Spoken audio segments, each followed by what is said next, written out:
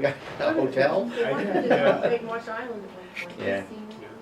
Yeah, there was various proposals for this time period, casinos, hotels. So was this actually constructed, or is this a? No, it wasn't constructed. Proposal. Which is interesting, because why wasn't it constructed? There must have been some pushback from some people. Now, here's another plan to just totally drown the island. Yeah. And this would actually, they would build up like a check dam here to raise the water level, so you'd have a nice, like, safe boating for sunfish type thing in the background. You'd have a bigger beach here with people swimming, a less dangerous channel probably, and basically cover it all up. Now, this parking lot's a bit more formal, and you can see the houses are still in place here.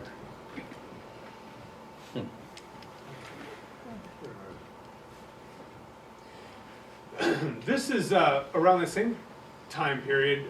This is the new bridge for Fairfield Avenue. Before this was it was kind of a rock cribbed footing bridge, and this was a major development to the area as well, because now you've got a much easier place to travel across it.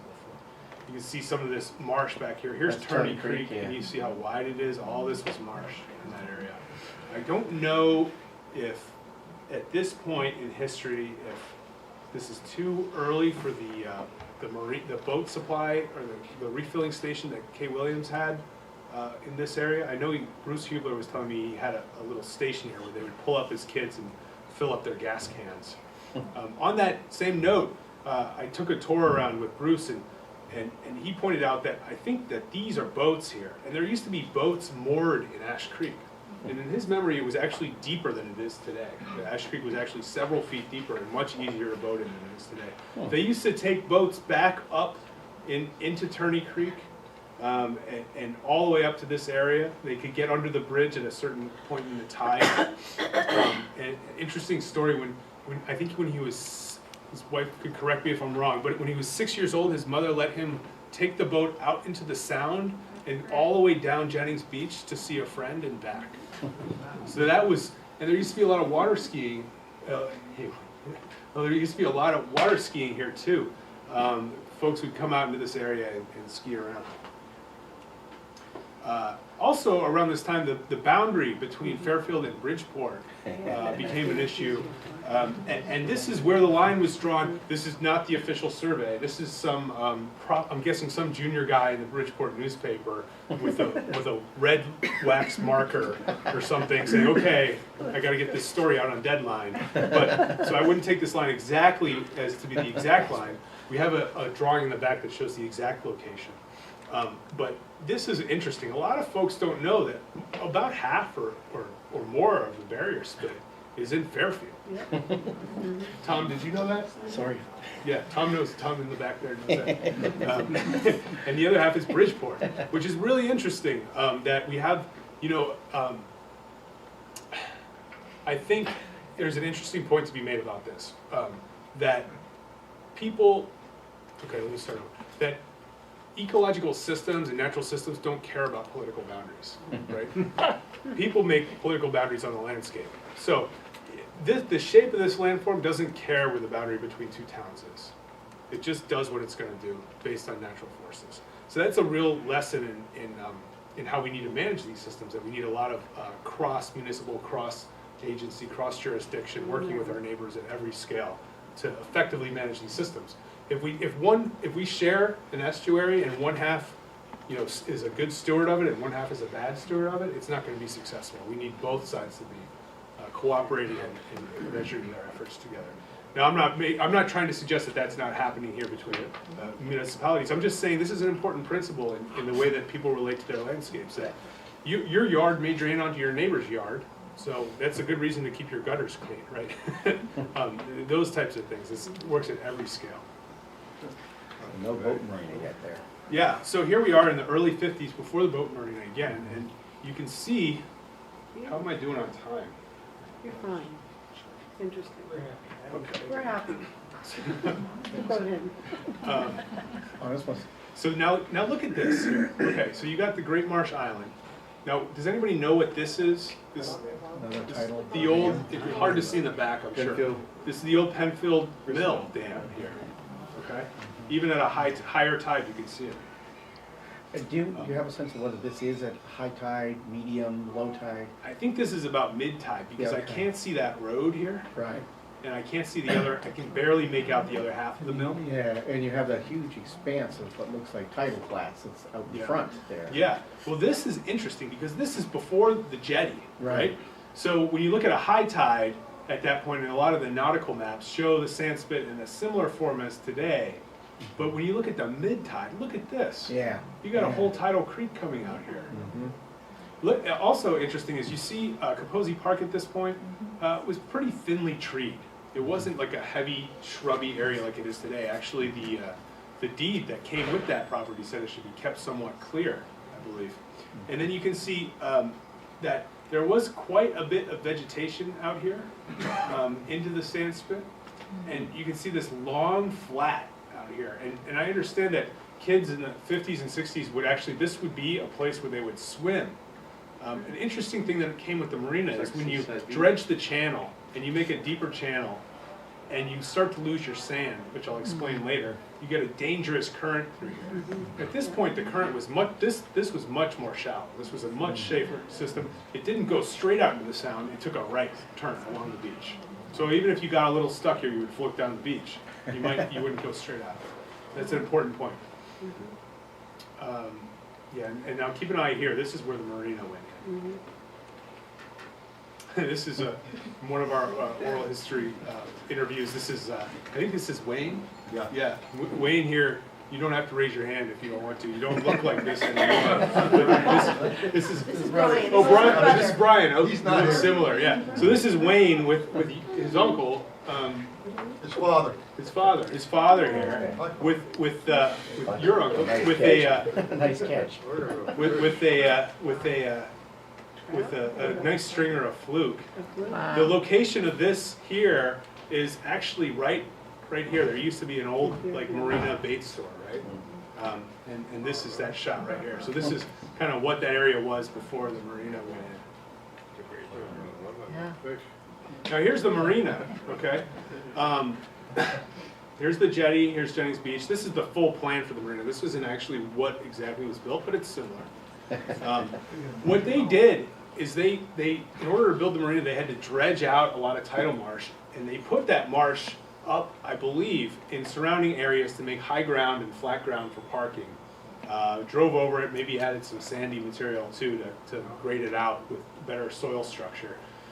But that's interesting. They had parking on the jetty there. Yeah, in the original plan, there was a parking lot all the way, Yeah. well, it's that's not really the jetty. The jetty's here. No, I mean, but sorry, the barrier. Yeah, Peninsula, the peninsula here where we have, you can walk down this today from this parking lot. And there was actually a float right here.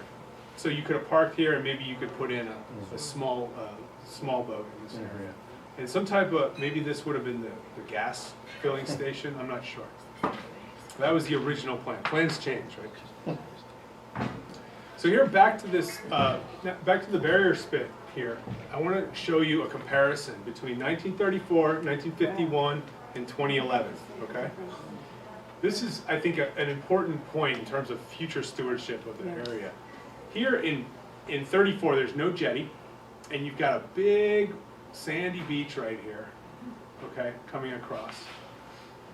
Now you go to 51, what's happening, this jetty goes in, you're collecting sand here, and what's happening to this beach? It's actually immediately Dwindling. degrading, okay? It's a little more zoomed out than this picture, I apologize for that, but there is still a sandy beach. Incidentally, this beach used to be called, on some maps, it used to be called Money Beach, because maybe it was a joke about the cottages, but it was probably, what I read is that people thought that pirates or some people actually buried their booty on this beach, and it may still be there, but it may have also washed away over the tide. Now you go to 2011 here, and look at the difference.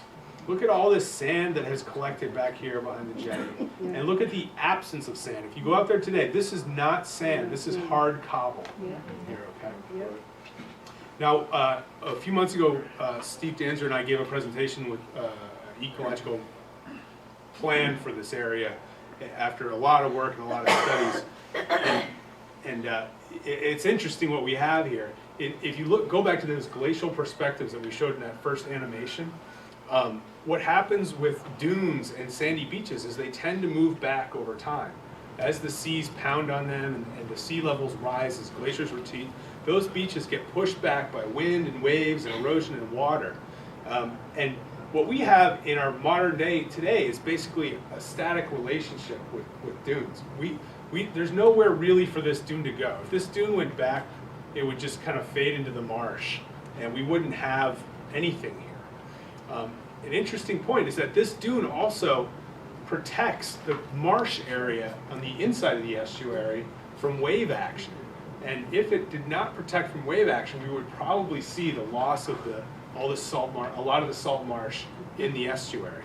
So this dune is playing a vital role in the protection of the rest of the estuary, but at the same time, it's degrading pretty quickly.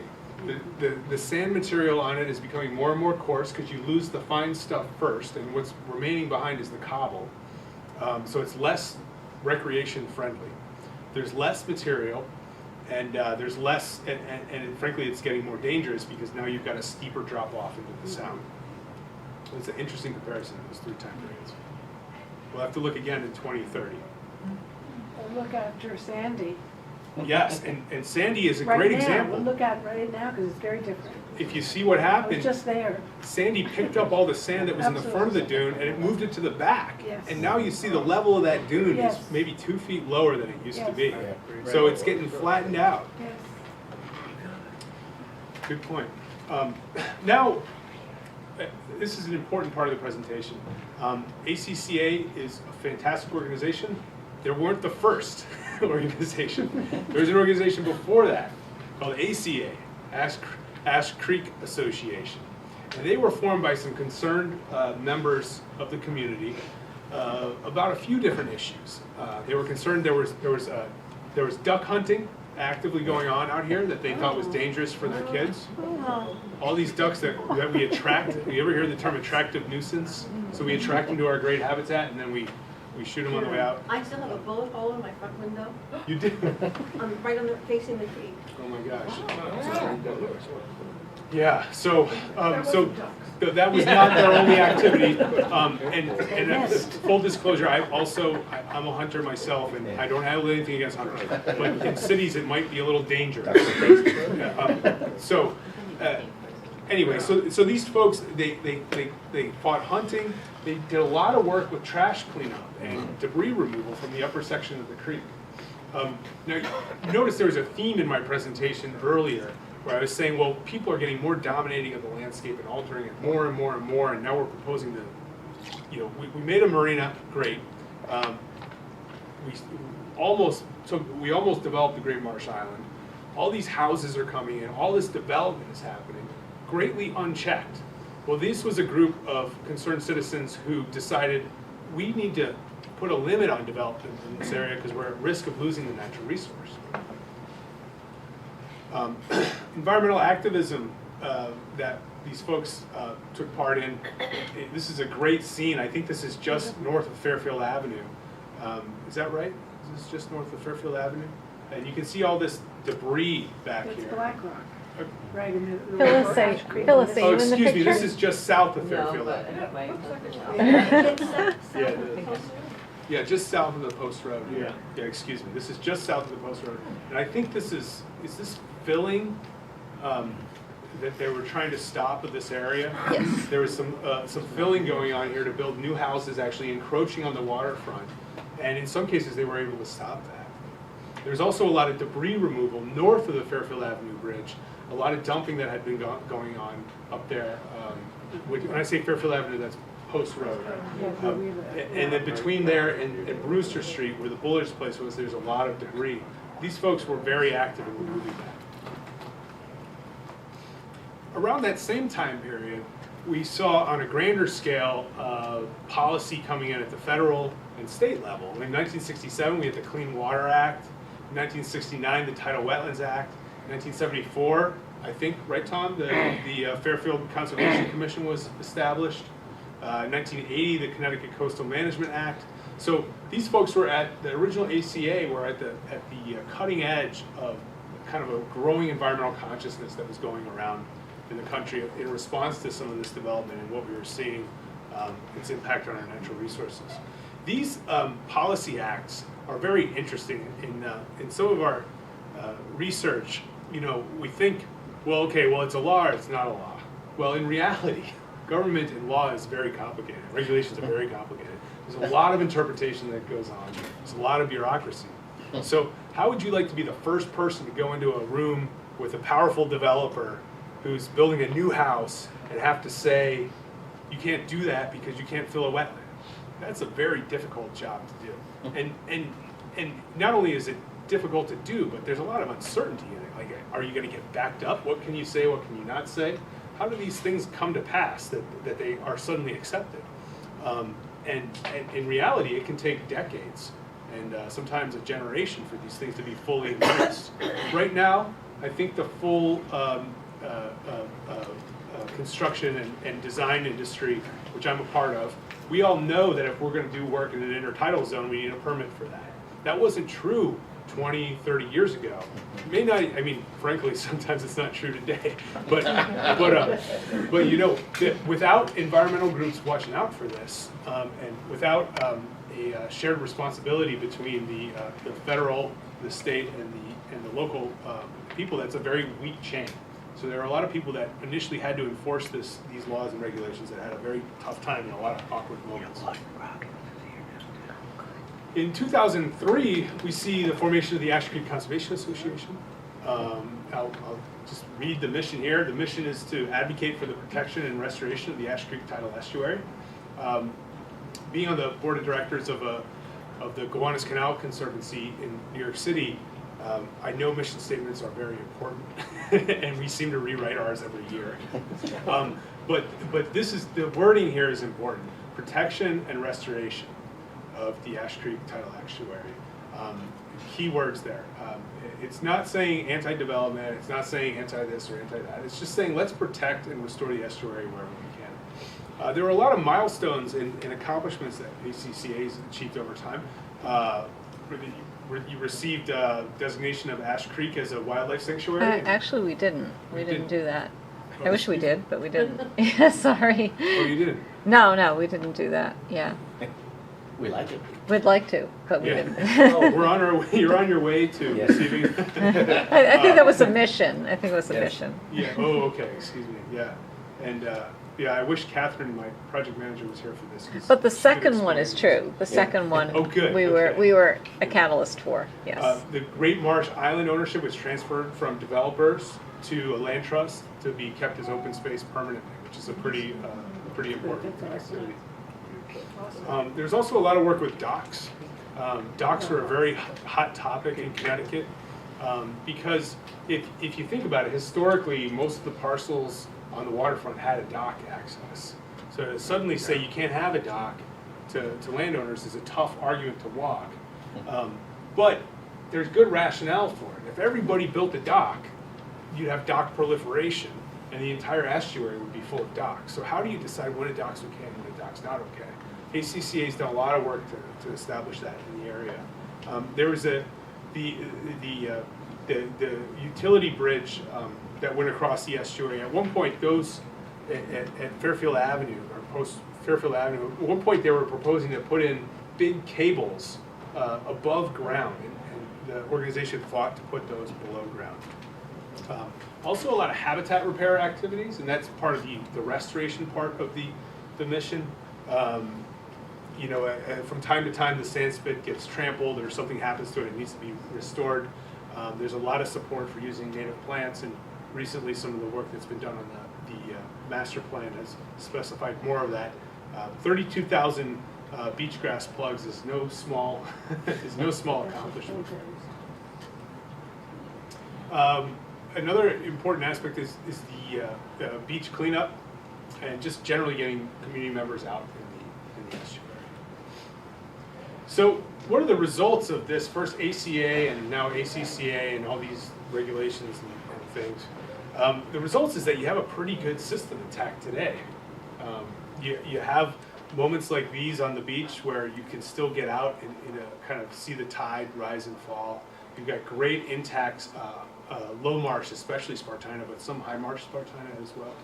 And in general, the Marsh Island is protected, the beach is under surveillance and improvement, and there's a lot of good work being done in here. I would suggest without those first folks in the original ACCA and then the subsequent group, that this area would not be in nearly as good a shape from an ecological perspective, which is great to see.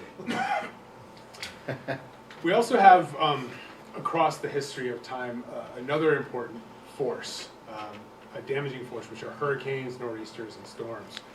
Hurricane Sandy we saw this year was one of the biggest. Really strong stuff. It's interesting that I think it's been 350 years since we got a storm that size. I think that's the last time we got that big of a storm surge was 350 years ago. So I guess it's a 1 in 350 year storm. But if we get another 1 in 50 years, then it becomes the average of those two, and it's a 200-year storm. So who knows what's going to happen in the future? It's really hard to predict hurricanes, but they can do a lot of damage. Some of the historic hurricanes that have happened in the 20th century, in 1938 there was the Great New England Hurricane, Hurricane Carol in '54, Connie and Diane in '55, Donna in 1960, Gloria in '86, Irene in 2011, Sandy in 2012. It's important to remember that these are the hurricanes over history have always modified landscapes. They can pick up whole beaches and put them on salt marsh. They can carve new tide channels. So the more static of a relationship that we carve with the ocean, the more vulnerable we are to these systems. This is an interesting map here, comparing. This is 1934 here, and this is the flood surge predictions for hurricanes. And you see a Category 1 is in blue, Category 2 is magenta, Category 3 is red, Category 4 is yellow or orange. And if you look at where the blue is, okay, and then you look at 1934, it's pretty much where the wetland was. So basically all the places where the wetland was filled as a Category 1 storm would submerge underwater. Would? Did. Did. Perhaps a little too gentle. But, it's an important, obvious correlation between when you know, just because you fill wetlands doesn't mean they're not going to behave like wetlands. They still are the low-lying areas. One of the last slides I have for you tonight, thinking about the future, is how communities can adapt to sea level rise and coastal change over time as we see the glaciers continue to and perhaps accelerate their retreat towards the polar caps. You'll see an increase in sea level rise, which we've been seeing for 30,000 years, and at different rates of rise. But that's an important consideration for the estuary. I'm not going to get into the details about that, but I want to bring that up as an issue that everyone, I'm sure, is already thinking about. There's been a lot of great work in terms of planning for the area. The Bridgeport did a whole parks master plan. I know there's a lot of criticism of the plan that they did for St. Mary's, but they're zooming out, looking at the whole city of Bridgeport and saying, how do we get open space wedged in here is admirable. I think another thing that's happened, and I'll try not to brag about this, but Steve Danzer and I did recently complete, with great funding from the Rivers Alliance and from Fairfield Community Foundation, ecological master plan for the natural systems of the area, where we identified all the different restoration activities, all the different stewardship activities that are possible at this day and age. And recently we took it one step further and visualized some of the recommendations of the plan. There's a display board in the back that shows these in detail, of kind of a view of how this St. Mary's area could look with a proper restoration that balanced recreation and natural systems, and would also protect the marsh behind it from erosion through wave action. So what's next? That's really that's up to all of you. I hope this presentation helped you understand, kind of where we're coming from and where we are and where we're going a little bit in the future. And I guess I'd open it up to questions and comments and see if there are any thoughts.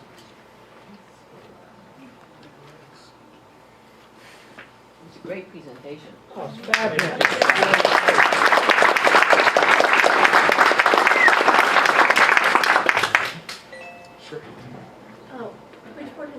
Conservation Commission. I'm just wondering what you folks might be pro and con for something like that in your city. Honestly, I'd really rather not get into Bridgeport or Fairfield for that matters, you know. Can you talk about pros and cons of a conservation?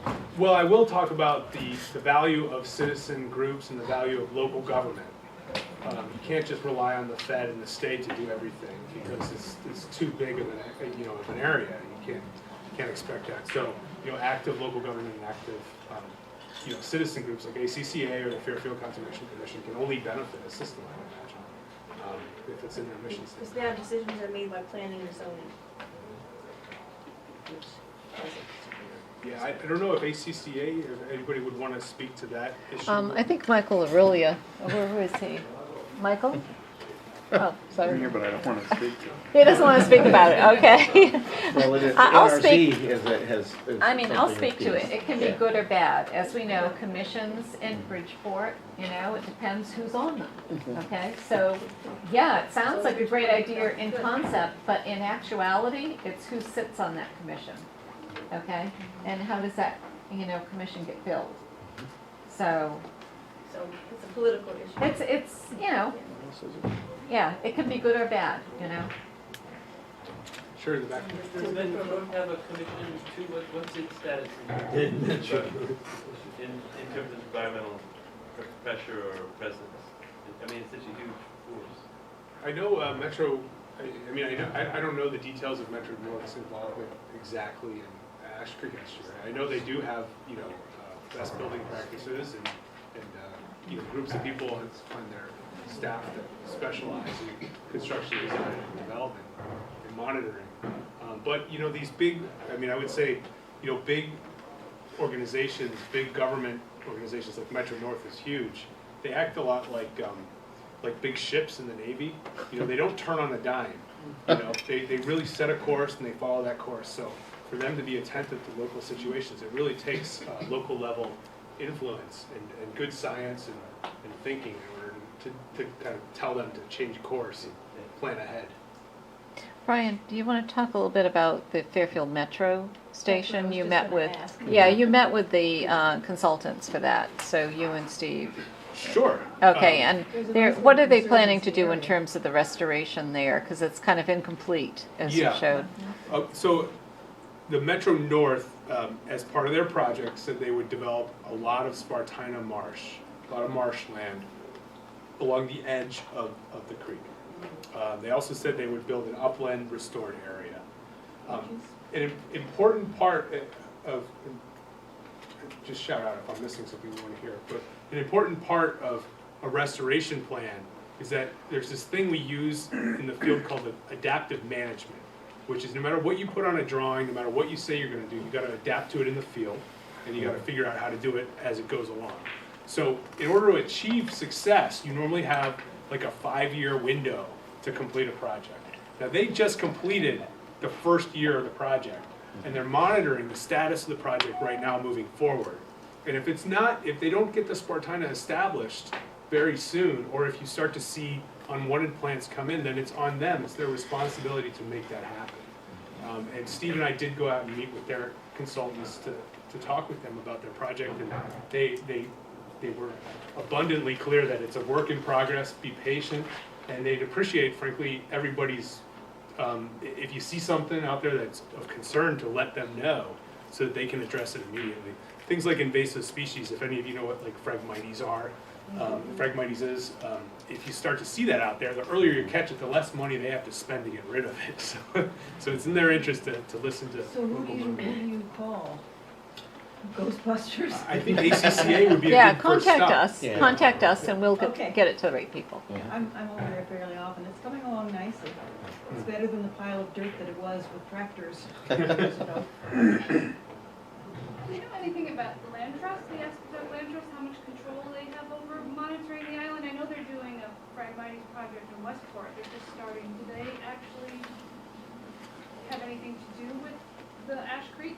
I mean, do you guys have anything? Oh, and I'll address that. Sure. Yeah, when we were working with the developer, who owned the Mack trucks you know, on Fairfield Avenue. He owned all of Great Marsh Island along with the Fruges, okay? And the Fruges were